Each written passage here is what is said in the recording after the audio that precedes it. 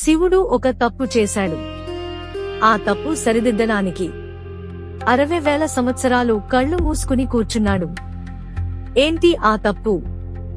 ఎందుకు అంతకాలం? ఇప్పుడే చెప్తా.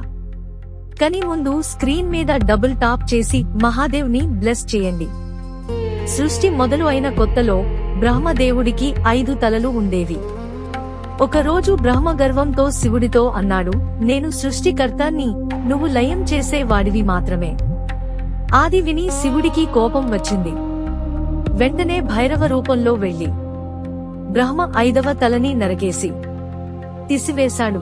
కాని అక్కడే పెద్ద సమస్య వచ్చింది. బ్రహ్మదేవుడు అయిన కూడా బ్రాహ్మణుణ్ణి చంపడం బ్రహ్మ హత్య మహాపాపం. ఆ నరకేసిన తల శివుడి చెయ్యి వాదలిపేటలేదు. ఎన్నిసార్లు విడిపించుకున్నా అది అతుకుపోయింది. ఋషులు చెప్పారు, మహాదేవ్, ఈ దోషం పోవాలి అంటే నువ్వు భిక్షాటన చేయాలి. 60,000 సంవత్సరాలు ధ్యానంలో ఉండాలి.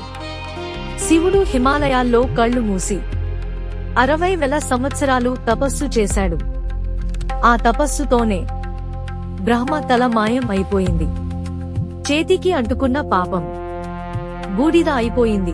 ఆపతి నుంచి శివుడు భైరవగా కూడా పూజ అందుకుంటున్నాడు. కపాలిగా కూడా పిలుస్తారు, ఎందుకంటే కపాలం పట్టుకుని తిరిగాడు కప్తి. చూసారా మీరు? దేవుడు అయినా కూడా తప్పు చేస్తే శిక్ష అనుభవించాల్సిందే. ఆది మనకి నేర్పిన పాఠం ఇది. ఎవ్వరికీ తెలియని శివ రహస్యం. కామెంట్ లో హర హర మహాదేవ్ అని టైప్ చేయండి. సబ్స్క్రైబ్ చేసుకోండి. థాంక్యూ.